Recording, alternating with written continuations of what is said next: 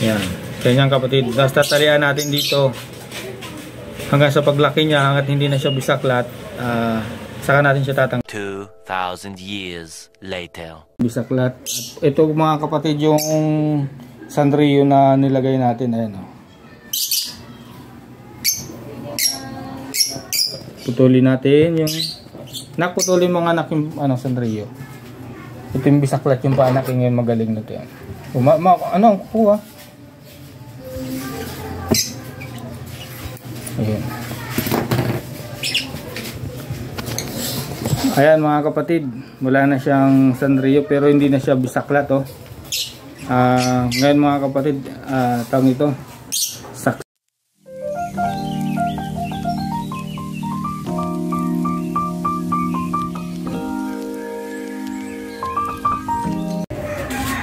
Ayan mga kapatid, magandang umaga, magandang tanghali, magandang hapon po at magandang gabi rin mga kapatid. Ngayon mga kapatid, welcome po sa Kuya James TV. For today's video po natin mga kapatid ay i-update ko po kayo dito sa pinampo natin na spelling o yung bisaklat ang paa. Titingnan natin kung ano nangyari sa kanyang paa. Ngayon mga kapatid, paano ba natin gagamutin yung ating mga alagang ibon kung mayroon man kayong mga bisaklat ang paa? Madali lang mga kapatid, kailangan hanggang bata pa talian natin, ilagyan natin ng ng tawag ito, Sanrio, yung dalawang paa niya para hanggang sa paglaki nila mga kapatid, ay paglaki niya hindi siya bisaklat. At mas maaga pa natin yung mga paanong ibon natin na bisaklat, kasi pagka malaki na natin nilagyan ng tawag nito ng Sanrio at hindi natin agad nalagyan, ay hanggang sa pag-edad niya ganun pa rin ang paa niya mga kapatid. Ayun mga kapatid, kukunin natin yung paampo natin dito na inaasa natin magbo-blue faded, kasi yung pala hindi pala blue faded mga kapatid. Ngayon mga kapatid, kunin natin. Ayun siya nga pala mga kapatid, bago natin kunin, mag-an muna tayo ng kamay sa mga patuka para hindi magbago yung amoy ng ibon, kasi yung mga kamay natin mga kapatid, mayroon kasing moist yan na at ito, ang dahil pala langgam ng patak natin mga kapatid ito na mga kapatid, kukunin na natin.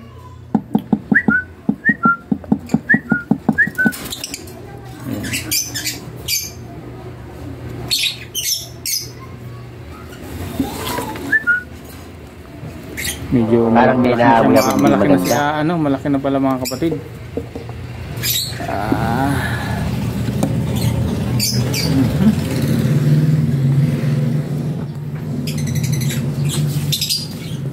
Ayan siya mga kapatid.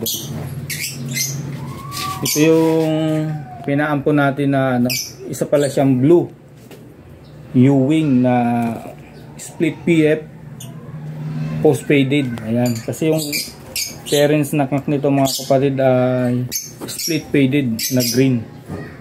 Ayan, napakaganda kapatid ngayon mga kapatid, titingnan natin kung bisaklat yung paa. Uy, nalaglag, patay. Ayan kapatid, nalaglag yung ating alagang ibon. Ayan.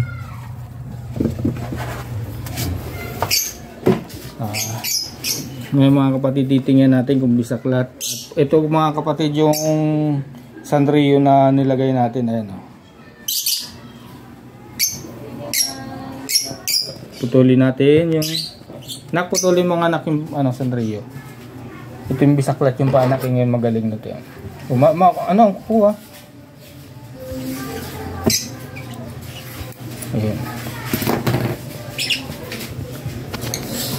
Ayan mga kapatid, wala na siyang Sanrio pero hindi na siya bisaklat ngayon mga kapatid, tawag ito, successful yung paglagay natin ng Sanrio. Napaka talaga mga kapatid. Kailangan mga kapatid, ito bata pa lang siya, lalagyan na natin ng Sanrio. Tingnan mo mga kapatid Hindi na siya bisaklat.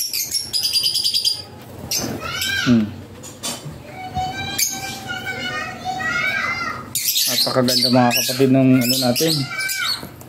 Hindi man siya nag-faded. Kahit pa paano binigyan tayo ng isang green Ewing na ano. Sure hen na ito mga kapatid, kasi sa mga Ewing yun dito, yung kapa nila maliit lang pagkahen. Malapad na yung pagkakapa niya. Ayan, napakagandang Ewing mga kapatid.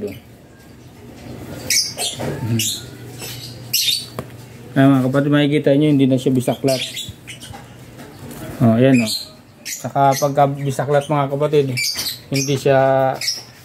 hindi siya makakahapon ng ganyan sa kamay mo. Ayan sa mga daliri natin pagka bisaklat. Ayun, napakaganda mga kapatid.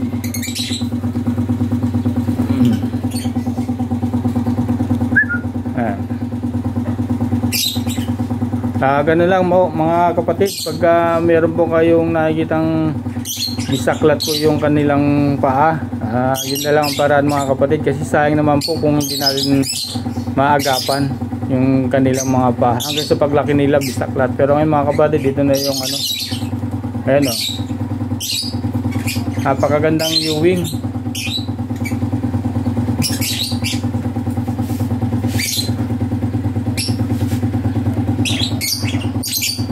Ayan siya. Ayan, ganun lang mga kapatid ang diskarte, para hindi natin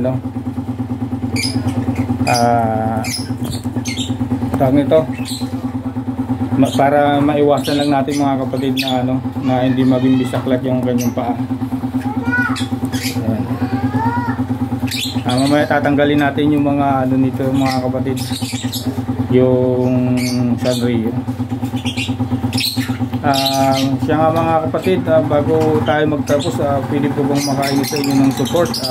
Pa-like na lang po, pa-subscribe po mga kapatid. Yung hindi po nakakapag-subscribe, subscribe na po mga kapatid, para sa lahat ng ina-upload yung video, updated po kayo.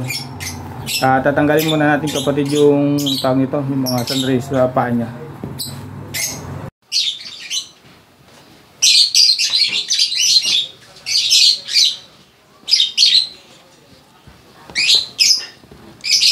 Ayan mga kapatid, kitang kita pa yung pinaglagyan natin ng Sanrio. Ngayon mga kapatid, tatanggalin na natin, kasi okay na yung kanyang hindi na siya bisaklat.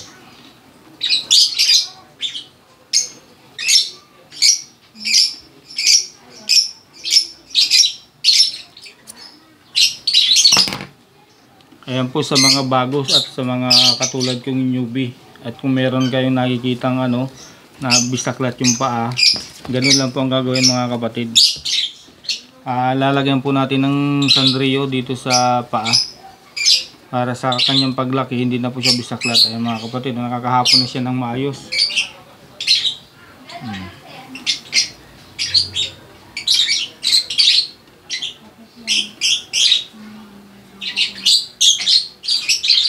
Napakaganda ng green Ewing natin mga kapatid. Ayan.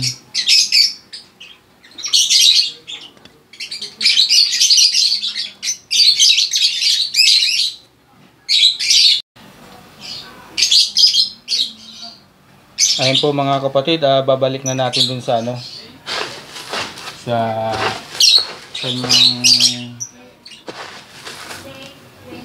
kanyang parents na sa kanyang pugaran, sa kanyang pinag-ampunan. Ayan yung nag-ampun mga kapatid. Ayan. Lagay na natin.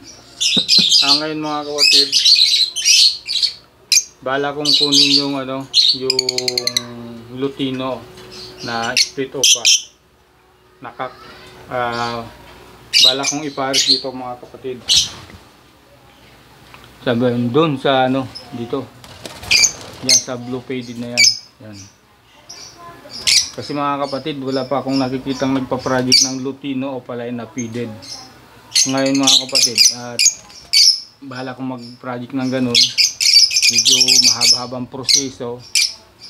Kaya ipa-project natin mga kapatid habang mababa pa yung mga tawag nito, mga ibon. Ayun. Dito muna siya sa mga line ng faded yan mga kapatid. Bali dalawang lutino na opakak saka isang green na opa split ino. Yan, nandito na yung mga kapatid, puro faded. Post faded pala mga kapatid. Isa lang yung dalawa yung visual natin na opa ay blue opa faded saka blue faded. Ayan.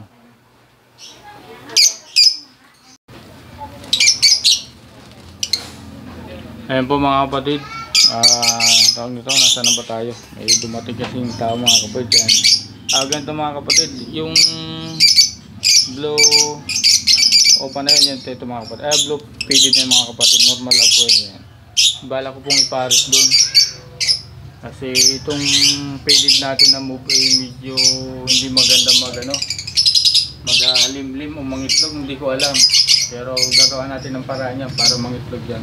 Pero iba ng kapares niya mga kapatid. Kasi meron na tayong mga pampares na sa mga faded. Pasensya na kayo mga kapatid, medyo maingay kasi yung area rin natin nandito sa gilid ng kalsada. Sa ito mga kapatid, medyo makikitaan ko na ng magandang balita rito. Magkano yung puwit. Project natin dyan ay sana bigyan tayo ng faded na opapil o kaya fill palo lang. Saka dito mga kapatid, back to back red eye. Maganda ang puwit. Araw na lang bibilangin para makaitlog na siguro siya mga kapatid. Yun. Muli po akong humihingi sa inyo mga kapatid na tawag ito, subscribe po at like and share. Tapos dito mga kapatid, nung huling natin, dalawa pa lang itlog, pero mga kapatid hindi ko na alam kung ilan kasi hindi ko rin natandaan kung kailan sila nangitlog. Meron pa akong tip dyan para malaman natin kung pisa na ba sila o hindi pa. Ayun mga kapatid, hanggang dito na lang po. Maraming salamat.